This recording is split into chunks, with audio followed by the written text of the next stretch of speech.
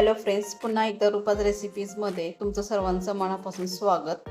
तर आजची आपली रेसिपी आहे सुपर स्पॉन्जी इडली. तर ती कशी बनवायची हे बघूया. इडलीसाठी आपल्याला 3 कप तांदूळ घ्यायचे आहेत. तर हे तांदूळ मी इडलीचेच घेतलेले आहेत.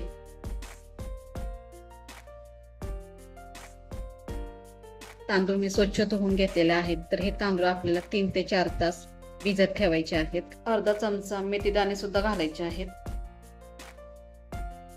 आपण 3 कप तांदूळ घेतलेले आहेत. तर 1 कप उडीद डाळ घ्यायची आहे. डाळ स्वच्छ धुवून घेतलेली आहे. तर ती सुद्धा आपल्याला 3 ते 4 तास भिजत ठेवायची आहे. डाळ आणि तांदूळ चांगले भिजलेले आहेत. तर हे आपल्याला मिक्सरमध्ये बारीक करून घ्यायचं आहे.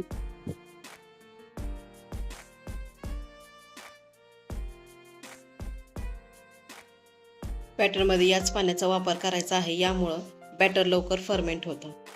डाळ एकदम बारीक अशी वाटून घ्यायची आहे.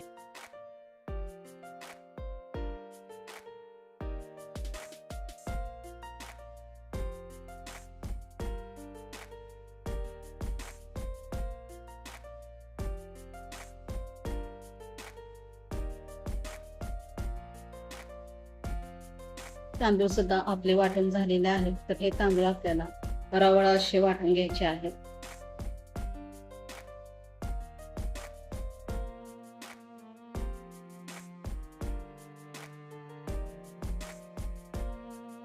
डाळ आणि तांदळाचं जे बॅटर आहे ते आपल्याला चांगलं मिक्स करून घ्यायचं आहे. बॅटर हे चांगलं मिक्स करून झालेलं आहे. तर हे आपल्याला 8 तास तरी आंबवण्यासाठी ठेवून द्यायचं आहे.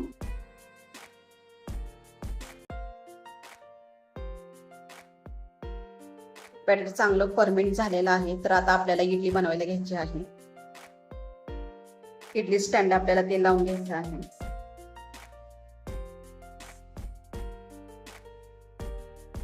या भांड्यामध्ये आपल्याला पाणी उकळण्यासाठी ठेवायचं आहे. हे भांडं काळं होऊ नये म्हणून तुम्ही चिंच किंवा लिंबू घालू शकता. गॅसची फ्लेम आपल्याला हाय ठेवायची आहे. एका भांड्यात मी बॅटर काढून घेतलेला आहे. तर यात आपल्याला चवीनुसार मीठ घालायचं आहे. यात तुम्ही थोडा बेकिंग सोडा सुद्धा घालू शकता.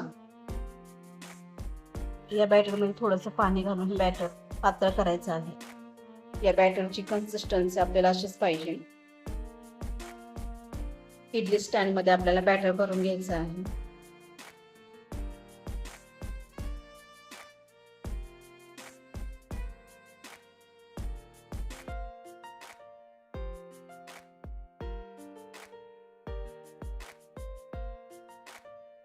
पाण्याला उकळी फुटलेले आहे. तर इडली स्टँड पटकन यात ठेवून द्यायचे आहेत.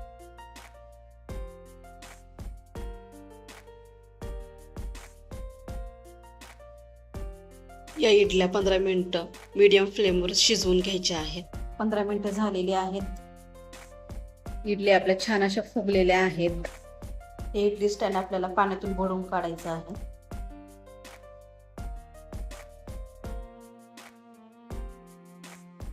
इडली पाण्यातून काढल्यामुळं पटकन निघतात.